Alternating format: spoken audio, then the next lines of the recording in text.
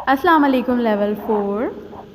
یہ ویڈیو آپ کے لیے آپ کے ہوم اسائنمنٹ کی وضاحت پر مبنی ہے اور اس کی مدد سے آپ لوگ اپنے ہوم اسائنمنٹ کو مکمل کر سکیں گے. تو چلیے جلدی سے جو ہوم اسائنمنٹ آپ کو دیا گیا ہے اسے سامنے کھول لیجئے تاکہ اس کی وضاحت کی جائے.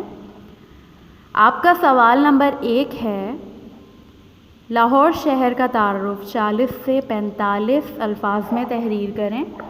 جیسا کہ ہم لوگ پڑھ چکے ہیں سبق لاہور کی یادگار عمارتیں، تو اس میں اس کا تعارف تفصیلاً تو نہیں مختصراً موجود ہے، لیکن آپ اس کی مدد سے مزید الفاظ بھی لکھ سکتے ہیں لاہور کے بارے میں. ٹھیک ہے، تو یہ آپ نے 40 سے 45 الفاظ پر مبنی اس کا تعارف لکھنا ہے. سوال نمبر 2 ہے، لاہور شہر کی کون سی جگہیں دیکھنے سے تعلق رکھتی ہیں؟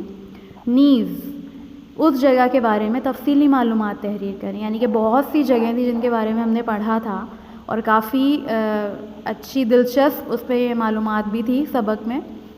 تو آپ کو جو اس میں سے اچھی لگی اور آپ کا دل کرتا ہے کہ آپ جب بھی لاہور جائیں گے تو وہاں ضرور جائیں گے، تو آپ اس جگہ کا نام لکھیے اور اس کے بارے میں تفصیلی معلومات آپ لوگوں نے خود سے لینی ہے. اب یہ آپ پہ ڈیپینڈ کرتا ہے کہ آپ کہاں سے لیں، اور اس کے بارے میں آپ لوگوں نے لکھنا ہے تفصیلی معلومات اس جگہ کے بارے میں.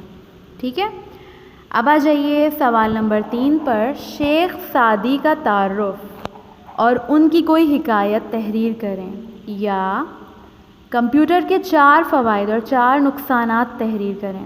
اچھا دیکھیں، شیخ سعدی کا جو تعارف ہے وہ آپ لوگوں کو آپ کے سبق شیخ حکایات سعدی میں مل جائے گا، تو آپ اس کی بلند خوانی کر کے اس کی حکایت بھی اور ان کا تعارف بھی مختصراً لکھ سکتے ہیں.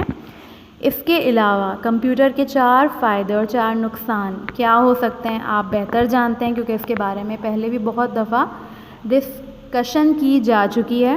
تو آپ کیا کیجیے گا، کمپیوٹر کے 4 فوائد اور 4 نقصانات کا ایک کالم بنا کے آپ اس میں اس کے 4 فائدے اور 4 نقصانات لکھ سکتے ہیں.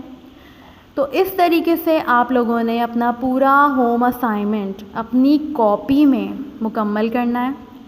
اور خیال کیجیے گا کہ رائٹنگ آپ لوگوں کی لکھائی صاف ستھری ہو اور بہت پراپر وے میں آپ لوگوں کا کام ہونا چاہیے. اوکے، تو اب آ جائیے لیول 4. آپ لوگوں کی کیا ضروری ہدایات ہیں آپ کے کام کے بارے میں. آپ لوگوں نے کیا کرنا ہے، سب سے پہلے اپنی کاپی میں ہوم اسائنمنٹ کا عنوانی صفحہ بنانا ہے. اس کے بعد آپ لوگوں نے ڈیٹ مینشن کرنی ہے. ٹھیک ہے، اس کے بعد آپ لوگوں نے ان تینوں سوالات کے جوابات دینے. اور ہاں، یہ سوالات 10 نمبر پر مبنی ہیں جو کہ فائنل ٹرم میں شامل کیے جائیں گے. تو اس کو لازمی بہتر طریقے سے مکمل کرنے کی کوشش کیجیے گا. اپنا خیال رکھیے گا. اللہ حافظ.